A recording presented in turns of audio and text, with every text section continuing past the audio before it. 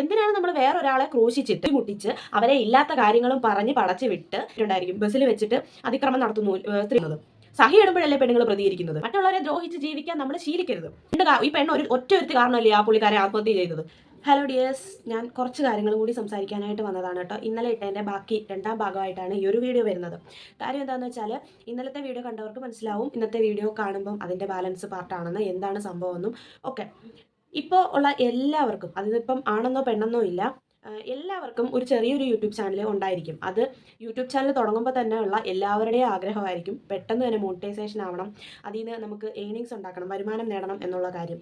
പക്ഷേ അത് ഞാനൊരു കാര്യം പറയട്ടെ, ഇന്നത്തെ ഈ ഒരു കാലഘട്ടത്തിൽ ഒരുപാട് പേര് എങ്ങനെയെങ്കിലുമൊക്കെ കാശുണ്ടാക്കാനായിട്ട് പല വഴികളും നോക്കുന്നവരാണ്. ഉദാഹരണം പറയുകയാണെങ്കിൽ ഒരാളിൻ്റെ വീഡിയോ എടുത്ത് വെച്ച് റിയാക്ട് ചെയ്യുക, നല്ല രീതിയിൽ റിയാക്ട് ചെയ്യുക എന്ന് പറയുന്നത് കുഴപ്പമില്ലാത്ത കാര്യമാണ്. പക്ഷേ ഒരു വീഡിയോ എടുത്ത് വെച്ച് അതിനെപ്പറ്റി മോശം മാത്രം പറയുക എന്നുള്ളൊരു കാര്യമാണ് ഇപ്പം നടന്നുകൊണ്ടിരിക്കുന്നത്. അപ്പോൾ അതിലൂടെ നെഗറ്റീവ് വരുമ്പോഴോ, നെഗറ്റീവ് പറയുമ്പോഴോ, നെഗറ്റീവ് വീഡിയോ ചെയ്യുമ്പോഴോ അതിനാണ് കൂടുതലും റീച്ച് കിട്ടുന്നത്. അതേപോലെ തന്നെയാണ് ഇപ്പോൾ ഈ ഒരു കേസും വന്നേക്കുന്നത്. ആ പെണ്ണ് സ്വന്തം റീച്ചിന് വേണ്ടിയിട്ടാണ് ഒരാളിൻ്റെ ജീവൻ വരെ ബലി കൊടുത്തേക്കുന്നത്.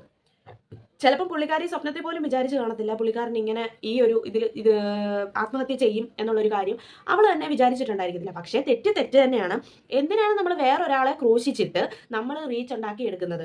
എല്ലാവരുടെയും, ഇപ്പോൾ ഞാനായിക്കോട്ടെ, എന്നെ പോലെയുള്ള ചെറിയ ചെറിയ യൂട്യൂബേഴ്സ് ആയിക്കോട്ടെ, ഏതൊരാളായിക്കോട്ടെ, നമ്മുടെ ചാനൽ മോണിറ്റൈസേഷൻ ആവാനും നമ്മുടെ ചാനൽ രക്ഷപ്പെടാനും അതിലൂടെ നമുക്ക് കുറച്ച് വരുമാനം ഉണ്ടാക്കാനും വേണ്ടിയിട്ടാണ് നമ്മൾ ഒരു യൂട്യൂബ് ചാനൽ തുടങ്ങുന്നത്.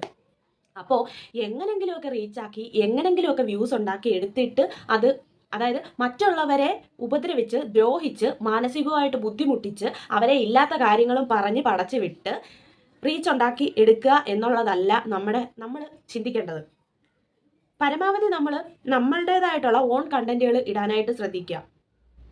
അതാണ് നമ്മൾ വേണ്ടുന്നത്. ഇപ്പോൾ ഇവിടെ സംഭവിച്ചേക്കുന്നത്, ആ ഒരു പെണ്ണ് സ്വന്തം റീച്ചിന് വേണ്ടി, വീഡിയോ വൈറലാവാനും റീച്ച് ആവാനും വേണ്ടിയിട്ട് ആ പുള്ളിക്കാരൻ ബസ്സിൽ യാത്ര ചെയ്യുമായിരുന്നു. പുള്ളിക്കാരൻ്റെ വീഡിയോ പുള്ളിക്കാരൻ കൈകൊണ്ട് തട്ടി അങ്ങോട്ട് കൊണ്ടുപോയി തട്ടിയിട്ട് പുള്ളിക്കാരൻ തട്ടി എന്നുള്ള രീതിയിൽ വീഡിയോ ക്രിയേറ്റ് ചെയ്ത് ഇട്ടു. ആ ഒരു ബസ്സിൽ ഒരുപാട് സ്ത്രീകളുണ്ട്. ഈ ഒരു പെണ്ണ് മാത്രമല്ല, ഇവൾ മാത്രമല്ല അതിനകത്ത് യാത്ര ചെയ്യുന്ന സ്ത്രീ എന്നുള്ള രീതിയിൽ ഒരുപാട് സ്ത്രീകളും ഉണ്ട്, ഒരുപാട് പുരുഷന്മാരും ഉണ്ട്. എനിക്ക് തോന്നുന്നു ഈ ഒരു ഉദ്ദേശത്തോട് കൂടി തന്നെയാണ് ആ ഒരു ബസ്സിൽ കയറിയത്. ഈ പുള്ളിക്കാരൻ അല്ലെങ്കിൽ വേറൊരാൾ ഇതിനിരയായനെ. കഷ്ടകാലത്തിന് ഈ പുള്ളിക്കാരൻ തന്നെ വന്ന് പെട്ടുപോയി, മനസ്സിന് ബലമില്ലാത്ത ഒരാളായിപ്പോയി. അതുകൊണ്ടാണ് ഇങ്ങനെ ഒരു ആത്മഹത്യ എന്നുള്ള കാര്യം പുള്ളിക്കാരൻ ചിന്തിച്ചതും. ആ ഒരു ഉദ്ദേശത്തോട് കൂടി തന്നെയാണെന്ന് 100% നമുക്ക് ആ വീഡിയോ കാണുമ്പോൾ നമുക്ക് മനസ്സിലാവും. അവൾ പലരുടെയും വീഡിയോസ് കണ്ടിട്ടുണ്ടായിരിക്കും. ബസ്സിൽ വെച്ചിട്ട് അതിക്രമം നടത്തുന്നു, സ്ത്രീകൾക്ക് നേരെ ഏതെങ്കിലും ആണുങ്ങൾ അതിക്രമം നടത്തുമ്പോൾ ഉള്ള വീഡിയോസ് ഇഷ്ടം പോലെ ഇവൾ കണ്ടിട്ടുണ്ടായിരിക്കും. അപ്പോൾ വിചാരിച്ചാണ് ഞാനും അതുപോലെ ചെയ്തു കഴിഞ്ഞാൽ എനിക്കും അതുപോലെ റീച്ച് കിട്ടും, വൈറലാവാൻ പറ്റും എന്നൊക്കെ ചിന്തിച്ചിട്ടാവണം ഇവൾ ബസ്സിലോട്ട് കയറിയതും ഈ ഒരു വീഡിയോ ഇങ്ങനെ ഈ രീതിയിൽ ചിത്രീകരിച്ചതും. അതേസമയം ഏതൊരു പെണ്ണാണെങ്കിലും നമുക്ക് സംശയം തോന്നാനായിട്ട് ഇടവന്നത് ആ വീഡിയോയിൽ, ഇപ്പം ഒരു പെണ്ണിന് ബസ്സിനകത്ത് വെച്ചിട്ട് ഏതെങ്കിലും രീതിയിൽ കംഫർട്ടബിൾ അല്ലാത്ത രീതിയിലുള്ള ഒരു അനുഭവം ഉണ്ടാവുക. ആ സമയത്ത് ആരിൽ നിന്നെങ്കിലും, ഒരാണിൽ നിന്ന് ഒരു പെണ്ണിന് അങ്ങനെ ഒരു ഇത് ഉണ്ടാവുമ്പം പരമാവധി പെൺപിള്ളേർ എന്തോ ചെയ്യുന്നത്, അവിടുന്ന് കുറച്ച് മാറി ഗ്യാപ്പ് ഇട്ട് നിൽക്കാൻ നോക്കും. പിന്നീടും ഈ ശല്യം ചെയ്യുന്ന ആൾ പുറകെ വരുന്നു എന്നുണ്ടെങ്കിൽ മാത്രമല്ലേ പ്രതികരിക്കുന്നത്. സഹി ഇടുമ്പോഴല്ലേ പെണ്ണുങ്ങൾ പ്രതികരിക്കുന്നത് അല്ലേ? പല വീഡിയോസിലും ഞാൻ കണ്ടിട്ടുണ്ട്, ഓരോ അപ്പൂപ്പന്മാരും മൂപ്പിലാമാരും കുറേ എണ്ണങ്ങൾ വന്നിട്ട് പെണ്ണുങ്ങളെ ശല്യം ചെയ്യുമ്പോൾ അവർ പ്രതികരിക്കുന്നത് വരെ ആ ഒരു വീഡിയോയിൽ അവർ ആഡ് ചെയ്തിട്ടുണ്ടായിരിക്കും. പല വീഡിയോസും ഞാൻ കണ്ടിട്ടുണ്ട്. പക്ഷേ ഈ ഒരു വീഡിയോയിൽ മാത്രം ഇവൾ അങ്ങോട്ട് ചെന്ന് കയറി തട്ടി കൊടുക്കുന്നതല്ലാതെ പുള്ളിക്കാരൻ്റെ ഭാഗത്തുനിന്ന് മോശമായിട്ട് ഒന്നും തന്നെ ഉണ്ടാവുന്നത് ഈ പെണ്ണിട്ട വീഡിയോയിൽ കാണാനേ ഇല്ല. അത് എല്ലാവരും പറഞ്ഞപ്പോഴത്തേനും ഓൺ ദ സ്പോട്ടിൽ അവൾ ആ വീഡിയോ ഡിലീറ്റ് ചെയ്തു. അപ്പോൾ അവളുടെ ഭാഗത്ത് കള്ളത്തരം ഉണ്ടായിട്ടല്ലേ അവൾ അങ്ങനെ ചെയ്തത്? ഒരു കാര്യം എല്ലാവരും മനസ്സിലാക്കുക, നമുക്കൊരു യൂട്യൂബ് ചാനൽ ഉണ്ടെന്നും പറഞ്ഞുകൊണ്ട് കണ്ണി കാണുന്നവരെ എല്ലാം മോശമായിട്ടും ഇല്ലാത്ത കാര്യങ്ങൾ പടച്ചു വിട്ട് റീച്ച് ഉണ്ടാക്കി എടുക്കുക എന്നുള്ളതിന് വേണ്ടിയിട്ടല്ല നമ്മൾ യൂട്യൂബ് ചാനൽ തുടങ്ങേണ്ടത്. മറ്റുള്ളവരെ ദ്രോഹിച്ച് ജീവിക്കാൻ നമ്മൾ ശീലിക്കരുത്. നമ്മളൊരു വീഡിയോ ചെയ്യുന്നുണ്ടെങ്കിൽ അത് ഒരുപാട് പ്രാവശ്യം നമ്മൾ ആ വീഡിയോ എടുത്ത് നോക്കണം. ആർക്കെങ്കിലും എന്തെങ്കിലും മാനസികമായിട്ടോ എന്തെങ്കിലും ബുദ്ധിമുട്ടുണ്ടാവുന്ന രീതിയിൽ ആ ഒരു വീഡിയോയിലുണ്ടോ എന്ന് നോക്കുക.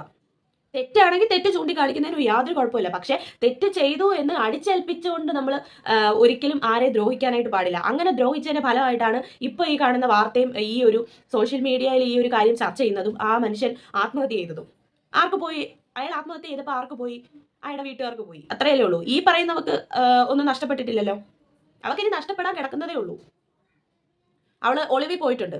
എത്ര നാൾ ഒളിവിൽ പോവും? ഇവളിങ്ങനെ ഒളിവിൽ പോകാൻ വേണ്ടിയിട്ടാണോ ഈ കാര്യങ്ങളൊക്കെ ചെയ്തു കൂട്ടിയത്? ഇല്ലെങ്കിൽ ഇത് ചെയ്യുന്നതിന് മുമ്പ് ഒന്ന് ആലോചിക്കണം. എനിക്ക് ഇങ്ങനത്തെ കാര്യങ്ങളൊക്കെ വരാൻ ചാൻസ് ഉണ്ട്. ആ പുള്ളിക്കാരനെ ഞാൻ ഈ വീഡിയോ പബ്ലിഷ് ചെയ്യുമ്പോൾ എന്തുമാത്രം ബുദ്ധിമുട്ട് അനുഭവിക്കേണ്ടി വരുമെന്ന് ചിന്തിക്കണമായിരുന്നു. അപ്പോൾ ഇങ്ങനെ ഒളിവിൽ പോകേണ്ട ആവശ്യമൊന്നുമില്ലായിരുന്നു. ആത്മഹത്യാ പ്രേരണ കുറ്റം തന്നെ ചുമത്തണമെന്നാണ് എല്ലാവരും പറയുന്നത്. കൊലപാതകി എന്ന് തന്നെ വേണമെങ്കിൽ നമുക്ക് പറയാം. ഈ പെണ്ണ് ഒറ്റ ഒരുത്തി കാരണമല്ലേ ആ പുള്ളിക്കാരെ ആത്മഹത്യ ചെയ്തത്. അപ്പം അങ്ങനെ തന്നെ വേണം. എത്ര നാൾ ഒളിവിൽ പോകുന്നൊക്കെ ഒന്ന് കാണണം എന്തായാലും. അതുകൊണ്ട് വീഡിയോ ചെയ്യുന്നവർ എല്ലാവരും ഒന്ന് ശ്രദ്ധിക്കുക. മറ്റുള്ളവരെ ദ്രോഹിക്കുന്ന രീതിയിൽ മറ്റുള്ളവരുടെ വീഡിയോസോ അല്ലെങ്കിൽ എടുത്ത് അയാൾ അങ്ങനെ ചെയ്തു ഇങ്ങനെ ചെയ്തു, ഇല്ലെങ്കിൽ സത്യമായിരിക്കണം, അത് തെളിയിക്കാനുള്ള തെളിവും കയ്യിലുണ്ടായിരിക്കണം. അപ്പോൾ ആരും ദ്രോഹിക്കാതെ എന്താ പറയുക, നമ്മുടേതായിട്ടുള്ള ഓൺ കണ്ടന്റുകൾ ഇല്ലെങ്കിൽ ഈ പറഞ്ഞ പോലെ തന്നെ സത്യസന്ധമായിട്ടുള്ള കാര്യങ്ങൾ പറയുക. ആരെയും എന്താ പറയുക മാനസികമായിട്ടും ഇതുപോലെ ബുദ്ധിമുട്ടിക്കാതെ ആർക്കും ഒരു ദ്രോഹം ചെയ്യാതെ നമ്മൾ വീഡിയോസ് അപ്ലോഡ് ചെയ്ത് മോണിറ്റൈസേഷൻ ആക്കി എടുക്കാനായിട്ടൊക്കെ നോക്കുക നിങ്ങൾ.